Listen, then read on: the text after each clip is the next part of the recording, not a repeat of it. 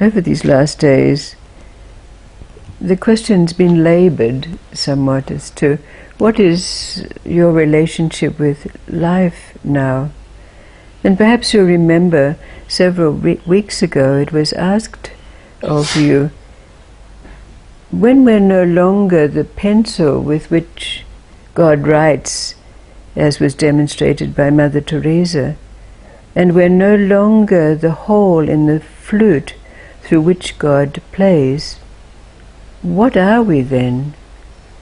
And of course we know that question is synonymous with the question as to what is our relationship with life now.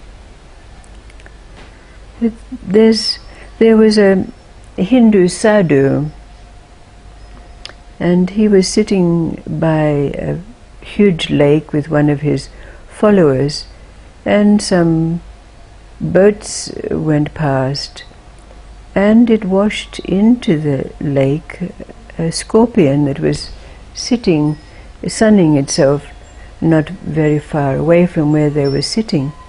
So of course the scorpion was in difficulty, so the Sadhu, hoisting up his dhoti, he waded into the water and he picked up the scorpion in his hand and was carrying it out to the beach. But of course the scorpion bit him, and his knees almost buckled under him with pain. It was so painful. But he laid the scorpion down, and just then another boat went by and washed the scorpion back in the water again. So the Sadhu hoisted up his dhoti again, and he went back in, and again, as he was bringing out the scorpion bit him again. So his student said to him, "Master, when you know that the scorpion is going to bite, why do you give it aid like that?" And the Sadhu said, "Well, it's the nature of a scorpion to sting, and it was being true to its nature. And it's my nature to serve, so I am being true to my nature." But there are several personal anecdotes that I can relate.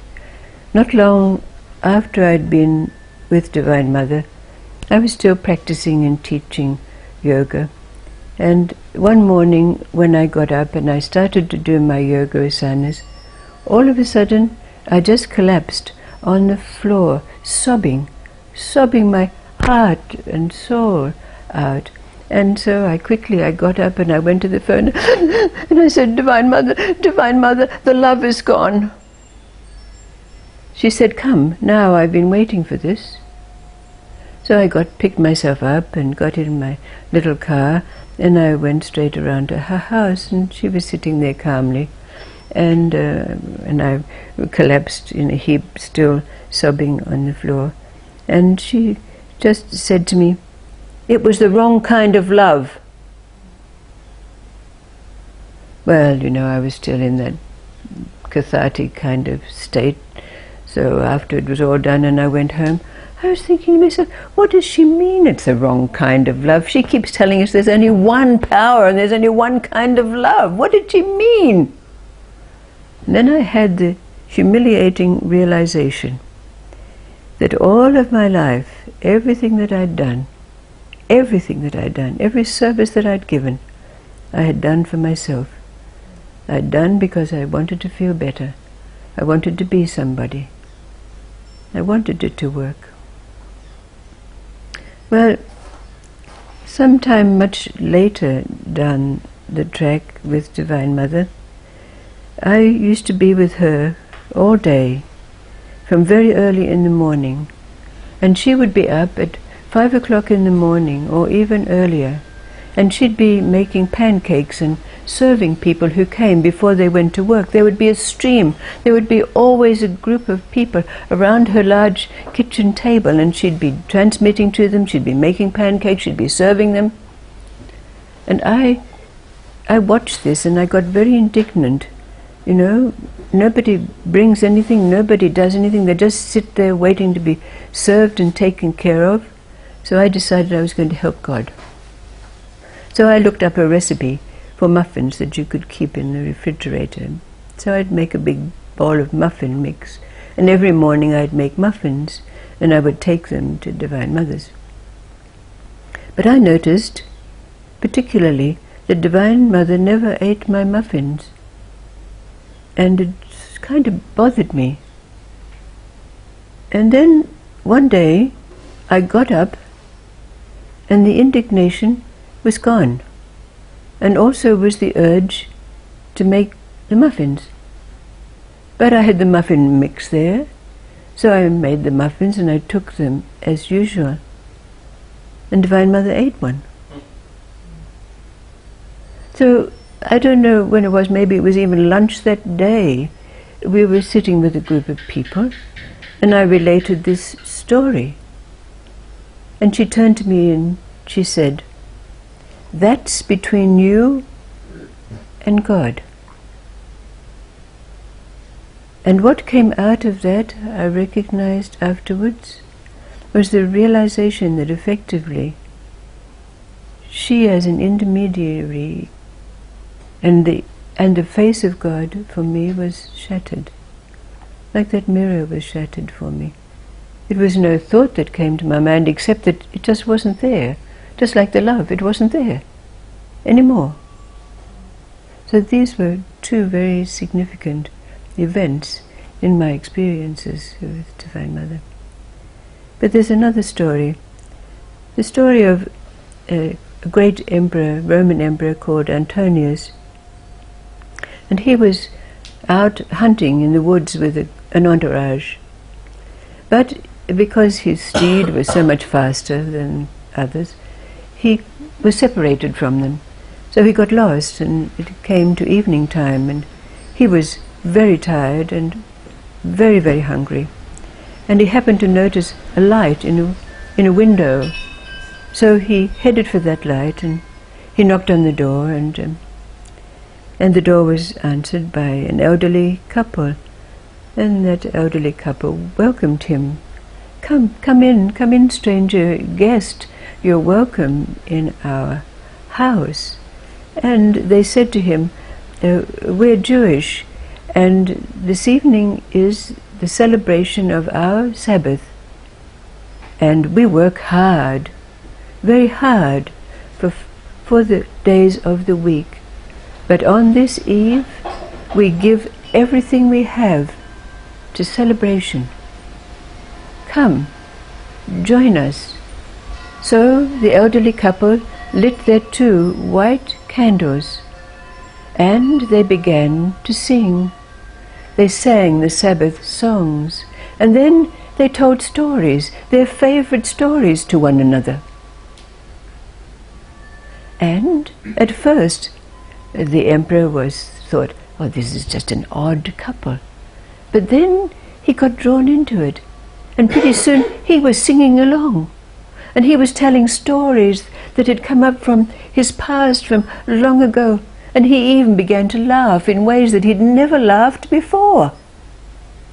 And then after this celebration, chicken soup was served. It was the most delicious chicken soup that the Emperor Antonius had ever eaten in his life. So he said to the elderly couple, "How did you make this soup?" So they painstakingly related to him, and he wrote down very carefully all the ingredients and what to do to make this soup. So the next day, after he'd been rested, the elderly couple guided him out to where he could find his way back to his palace. But when he got there, he went straight to his cooks and he gave them the recipe and asked them to make this soup. Well, they made the soup, and it didn't taste the same. So he went to them again and made sure that he oversaw what they were doing, that they did everything that the recipe said. Still it didn't taste the same. So the emperor was thinking to himself, well, they must have some secret ingredient that they didn't tell me about. And it worried him so much that he decided to go out back to them and find out what it was. So he went back to the house and, "Oh, guest, you're most welcome. Come in." And he explained to them What is it? I had my cooks make this soup and it's not the same. What is this secret ingredient? Well, the elderly couple looked at one another and then they turned to the Emperor Antonius and they said, well, it wasn't that the soup was made specially for you. It was that you were made specially ready for the soup. Because when you came here, you were tired and hungry. You were distressed. And then, after dancing and singing and relating and eating the soup, you were safe and peaceful and joyous even. Oh, said the Emperor Antonius, I get it. I get it. May I come again to enjoy your soup?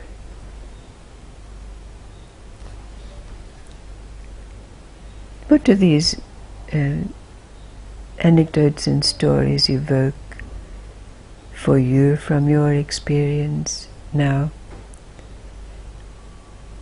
For myself, having learned those lessons, no longer serving an ego self, no longer serving people, because in between times I went out and did volunteer work and helped the dying and all of those kind of things. And then no longer serving God. What does it leave us with? What then is our relationship with life? Or we could ask ourselves, what is our true nature? What is your true nature? What is the nature of our relationship with life now? It cannot be contrary to our true nature, because we know when stillness and movement meet, they cancel one another out. What remains is what our true nature is. Isn't it so?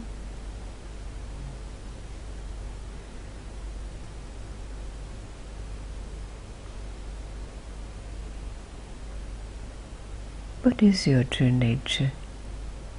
What is your relationship with life now? Or life's relationship with you?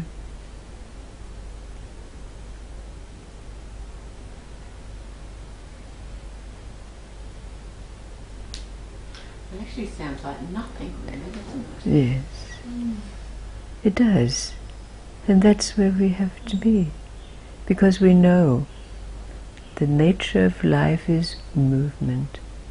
And when movement meets this stillness, something arises, something is evoked. Our true nature. It has to be. They cancel one another out. Whatever comes out is our true nature. And we do it for no reason. We do it for no reason whatsoever. Whatsoever. No purpose. No calling. Isn't it so? Isn't it what you're finding now? That response to whatever it comes into our aegis. And if we take it, whatever behind that response, there always lies our true nature.